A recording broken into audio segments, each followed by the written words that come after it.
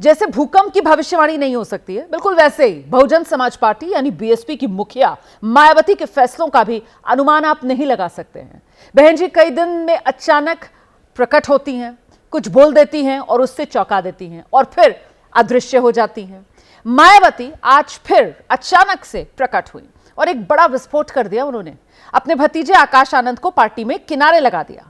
जिस पद को आकाश आनंद संभाल रहे थे उसे 2 लोगों में बांट दिया, जिसमें से एक तो खुद आकाश आनंद के पिता यानी मायावती के भाई आनंद कुमार हैं। बुआ जी ने आकाश आनंद का आकाश छोटा कर दिया, ऐलान कर दिया कि अब आखिरी सांस तक किसी को अपना उत्तराधिकारी वो नहीं बनाएंगी। मायावती ने आखिर ऐसा क्यों किया है, उनके मन में क्या है, आइए पहली खबर में यही समझने की कोशिश करते हैं।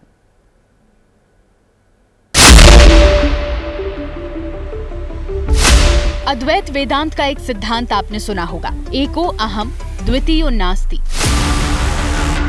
मतलब एक मैं ही हूँ, दूसरा कोई नहीं। इसी के आगे की लाइन है, न भूतो न भविष्यति, यानी न मेरे जैसा कभी कोई आया है न आ सकेगा। आगे की बात ये कि क्या अतीत की ये पंक्तियां बहुजन समाज पार्टी की सर्वे सर्वा मायावती के लिए ही तो नहीं लिखी गई थी। मैं मायावती सियासत में शून्य से शिखर और शिखर से शून्य की यात्रा कर चुकी मायावती कब क्या कर दें कोई नहीं जानता। उनके मन में क्या है अंदाजा लगाना नामुमकिन है। अब देखिए ना, लखनऊ में बीएसपी की एक बैठक हुई। जाहिर है बैठक का लक्ष्य 2027 के यूपी चुनाव के लिए पार्टी संगठन में जान फूंकने का रहा होगा। लेकिन इस बैठक में बहन जी ने ऐसा बाउंसर मारा कि देश में जो जो लोग उन्हें समझते हैं उनकी समझ से भी ऊपर गया। लेकिन स्टंप से 10 फीट ऊंची बॉल फेंककर एक बड़ा विकेट भी ले लिया। अपने भतीजे आकाश आनंद को बीएसपी के सभी पदों से हटा दिया। ये भी ऐलान कर दिया कि उनके जीते जी कोई उनका उत्तराधिकारी नहीं होगा।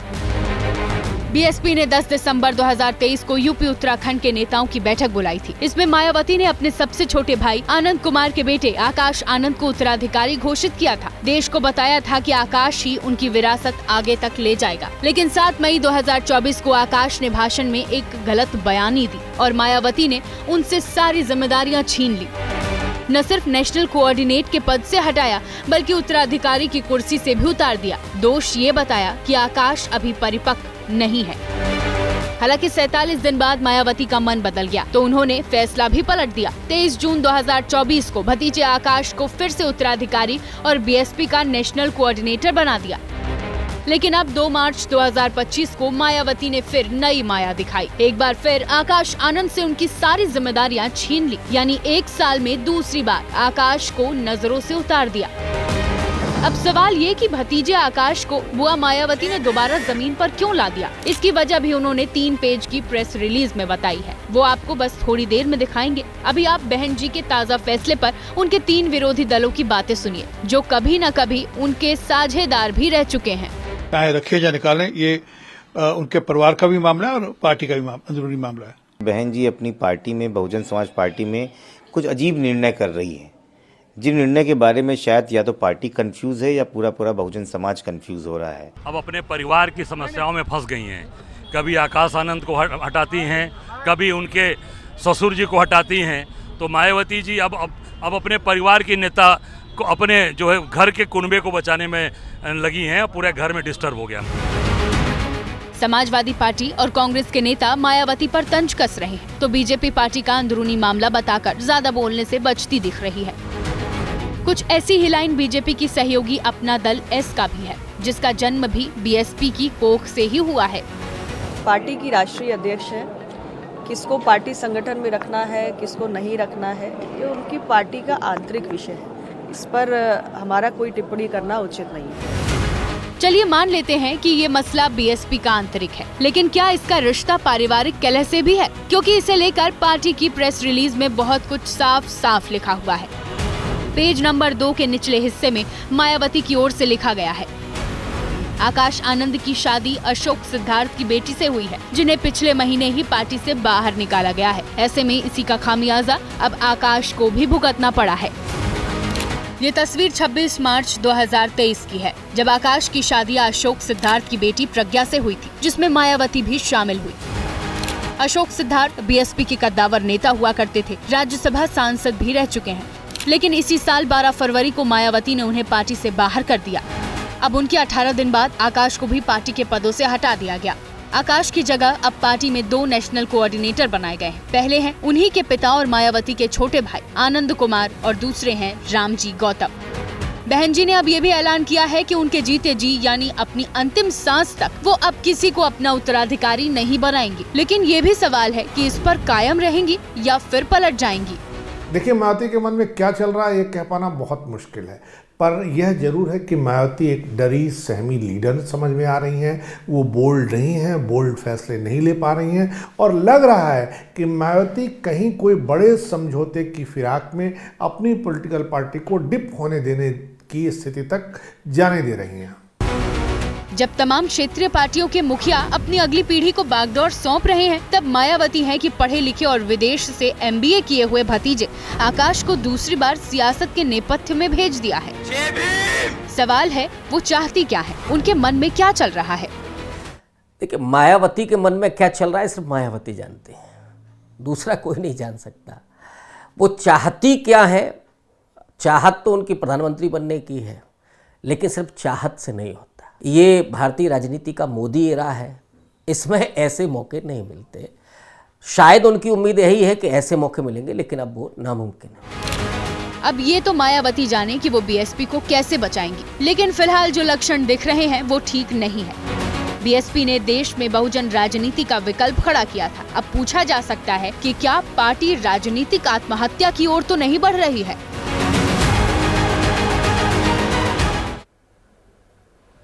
तो आकाश आनंद को जिम्मेदारियों से दूर कर देना, अपनी खींची लकीर को बार बार खुद ही मिटा देना बोल्ड फैसला है या फिर बिग ब्लंडर है? वो भी तब जबकि बीएसपी का आधार लगातार सिकुड़ रहा है। इन सवालों पर आएंगे, लेकिन उससे पहले मैं आपको बीते चुनाव में बीएसपी का स्कोर कार्ड, उसके प्रदर्शन का ग्राफ दिखा देती हूं। अभी हाल ही में दिल्ली में विधानसभा चुनाव हुए, इसमें बीएसपी ने 70 में से 69 सीटों पर अपने उम्मीदवार उतारे, लेकिन सबकी जमानत जब्त हो गई। पूरे प्रदेश में पार्टी को महज 0.58% वोट मिले। दिल्ली में बीएसपी और नोटा को करीब करीब बराबर वोट मिले। अब जरा 2024 के लोकसभा चुनाव का हाल देख लीजिए। इस पे बात सिर्फ यूपी की अगर करूं तो यहां बीएसपी का खाता खुला नहीं और वोट मिले 9.39%। और इससे पहले 2022 उत्तर प्रदेश के विधानसभा चुनाव, बीएसपी को सिर्फ 1 सीट मिली थी। वोट प्रतिशत घटकर बीएसपी का 12.88% पर आ गया था। 2019 लोकसभा चुनाव का वो साल था, तब बीएसपी ने समाजवादी पार्टी और कांग्रेस के साथ गठबंधन किया था। उस चुनाव में पार्टी को बंपर फायदा हुआ था, 10 सीटें मिल गई थी। वोट शेयर 19.43% रहा। वहीं 2017 उत्तर प्रदेश विधानसभा चुनाव में बीएसपी को 19 सीटें मिली थी। वोट शेयर बीएसपी का 22.23% था। और इससे पहले 2014 का जो लोकसभा चुनाव था, उत्तर प्रदेश में बीएसपी 0 पर सिमट गई थी। हालांकि वोट शेयर उसका 19.77% के आसपास रहा था। इससे पहले 2012 उत्तर प्रदेश विधानसभा चुनाव में पार्टी को 51 सीटें मिली थी। 25.95% वोट शेयर बीएसपी का रहा था। लेकिन राजनीति में वही टिकता है जो समय के साथ कदम ताल कर ले। ऐसा नहीं है मायावती ने इस बात को समझा नहीं। कांशीराम से विरासत लेने के बाद वक्त देखकर उन्होंने बहुजनी की पार्टी को सर्वजन की पार्टी बनाने की कोशिश जबरदस्त की। तिलक तराजू वाला नारा भी बदल दिया। शुरू में कामयाबी मिली भी, लेकिन गठबंधन पर उनका गणित बाद में बिगड़ा। इससे भी बड़ा भ्रम फैला कि पार्टी को कौन आगे बढ़ाएगा, ये वो तय नहीं कर पा रही हैं। मैं मायावती सत्य निष्ठा से प्रतिज्ञा करती हूँ कि मैं विधि द्वारा स्थापित भारत के संविधान के प्रति सच्ची श्रद्धा और निष्ठा रखूंगी। 13 मई 2007 भारत के राजनीतिक इतिहास की वो तारीख जब उत्तर प्रदेश में बहुजन समाज पार्टी ने अपने बूते बहुमत की सरकार बनाई। मायावती के नाम और हाथी के निशान पर यूपी वालों ने बीएसपी की झोली में 206 सीटें डाल दी, जो बहुमत के लिए जरूरी 203 सीटों से ज्यादा थी। इतना ही नहीं, पार्टी को 30% से ज्यादा वोट भी मिले। इस तरह मायावती चौथी बार यूपी की सत्ता के सर्वोच्च शिखर पर पहुंची। मायावती पहली बार 1995 में 137 दिन, दूसरी बार 1997 में 184 दिन, तीसरी बार 2002 से 2003 के बीच 1 साल 118 दिन और चौथी बार 2007 से 2012 के बीच 4 साल 307 दिन तक सीएम की कुर्सी पर रही। एक वक्त था जब बीएसपी राष्ट्रीय पार्टी हुआ करती थी, लेकिन आज आलम यह है कि पार्टी का वजूद भी संकट में है। बहुजन समाज पार्टी आंदोलन से उपजी पार्टी है। इसका गठन पंजाब में जन्मे कांशीराम ने 14 अप्रैल 1984 को किया था, जो देश में बहुजन आंदोलन के कद्दावर नेता रहे हैं। आंदोलन के दौर में ही मायावती उनके संपर्क में आई और फिर बीएसपी की बागडोर भी संभाली। कांशीराम के जीते जी ही मायावती पार्टी की आला कमान बन चुकी थी और आज भी पार्टी की पूरी कमान उन्हीं के हाथों में है। बीजेपी ने अतीत में समाजवादी पार्टी और बीजेपी दोनों से गठजोड़ किया, लेकिन जून 1995 में लखनऊ गेस्ट हाउस कांड के बाद मुलायम सिंह और मायावती के रिश्ते इतने तल्ख हो गए कि दशकों तक दोनों नेताओं की सियासी अदावत चली। मायावती पहले बीजेपी के सहयोग से और फिर अपने बूते यूपी की मुख्यमंत्री बनी, लेकिन 2012 के बाद तो जैसे उनके दुर्दिन शुरू हो गए। अब सवाल ये कि क्या इसके लिए वो खुद जिम्मेदार हैं, या फिर यूपी में मजबूत होती बीजेपी की वजह से बहन जी की बहुजन सियासत कमजोर पड़ती गई। के लिए सिर्फ मायावती जिम्मेदार है। मायावती का दुर्दिन इसलिए है कि तीसरी सरकार के बाद मायावती ने जो राजनीति को धन संग्रह का केंद्र बना लिया, वो बहुत उनके मतदाताओं तक पहुंचा और बहुत नुकसान पहुंचा उसने उन्हें। पॉलिटिकल पार्टियों ने क्या किया कि जैसे ये टिकट दे रही थी लोगों को पैसे लेके, वैसे ही वो वोट खरीदने लगे पैसे लेकर के। तो ये जो सिचुएशन आई, ऊपर से नीचे तक एक मैसेज कम्युनिकेट हो गया कि मायावती जी तो टिकट के लिए पैसे लेती हैं, इसी तरह उन्होंने वोट के लिए पैसे लेने शुरू कर दिए। तो मुझे नहीं लगता कि यह सिलसिला अब खत्म होने वाला है जब तक कि मायावती अपने पुराने ढर्रे को बदलती नहीं है। क्योंकि बात अगर पिछले 4 विधानसभा चुनावों की करें तो बीएसपी का ग्राफ चुनाव दर चुनाव नीचे ही गिरता चला जा रहा है। 2007 में जब मायावती ने पूर्ण बहुमत की सरकार बनाई थी, तब उन्हें 30.43% वोट मिले थे, लेकिन 2012 में बीएसपी का वोट शेयर 25.95% पर आ गया।